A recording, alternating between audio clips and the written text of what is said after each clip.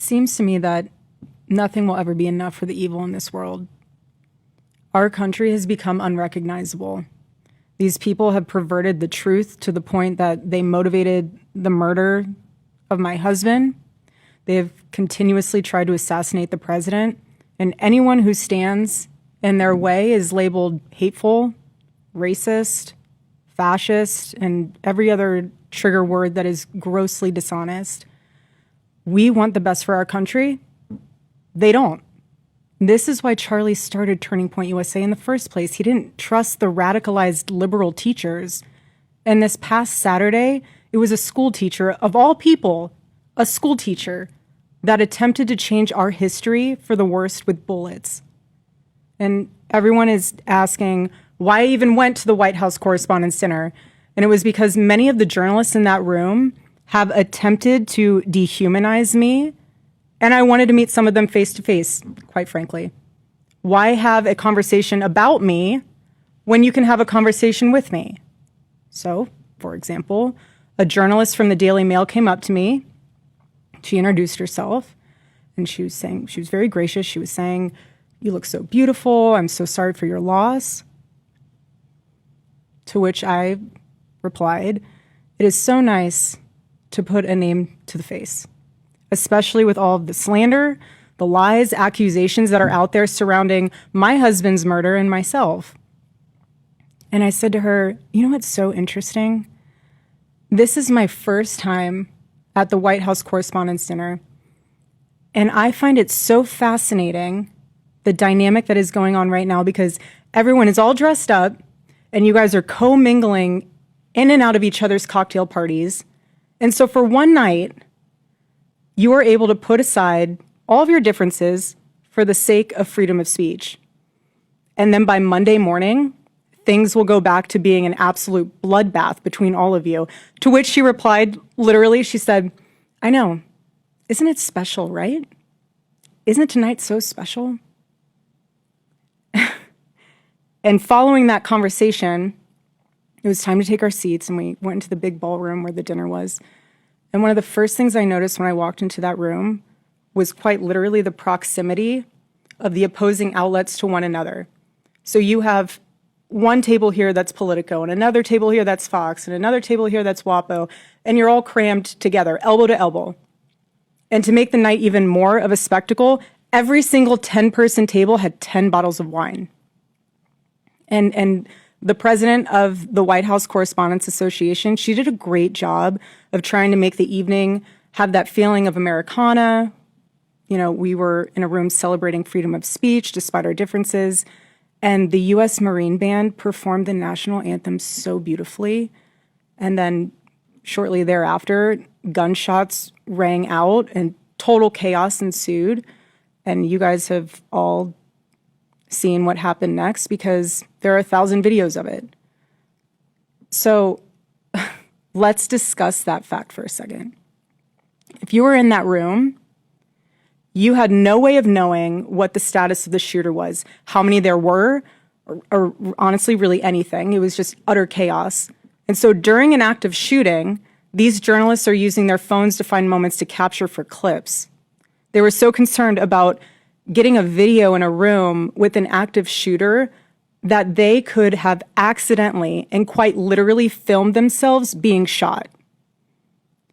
Many of those people have become so desensitized that fight or flight became secondary to the opportunity of putting themselves into the story, which ironically breaks the #1 rule of journalism. And again, ironically enough, the shooter was a teacher. You have these people who are supposed to be teaching our children the future of this country, and he's so unhinged that he is able to teach children by day and then attempt to murder the president of the United States by night. And in his manifesto, he starts by contextualizing himself by saying, "I am a citizen of the United States of America." And while we may have big problems with illegal immigration in this country, I have to tell you, we have an even bigger problem when it comes to the systemic indoctrination and radicalization of our own citizens. This is what got my husband killed. This is what has led to 3 legitimate attempts on President Trump's life. And I can speak firsthand to that unbearable toll that this must take on our First Lady. There has never been a president who has faced this many assassination attempts in Americans' entire history.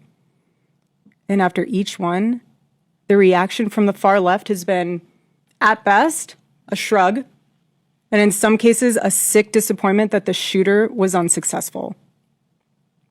We are all human beings.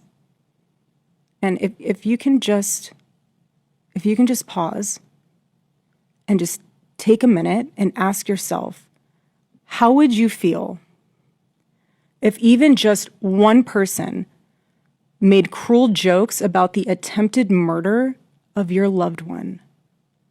That is what Jimmy Kimmel did to the First Lady. He said that she had the glow of an expected widow. The glow of an expected widow. Just 48 hours before that nightmare almost became a reality. And this culture we're living in absorbs disagreement as a form of personal betrayal. It turns having an opposing viewpoint into a moral crime worthy of punishment. And here's what I've realized through all of this, truly, having lived through quite literal hell these past 7 months, if you strip someone of their humanity long enough, you will arrive at the chilling conclusion that they don't deserve to exist at all. Every morning I wake up to a new headline lying about me. I have comedians dressing up in whiteface. I have people saying I'm not fit to be CEO. And I have Candace Owens claiming I murdered my husband. And the list goes on and on and on.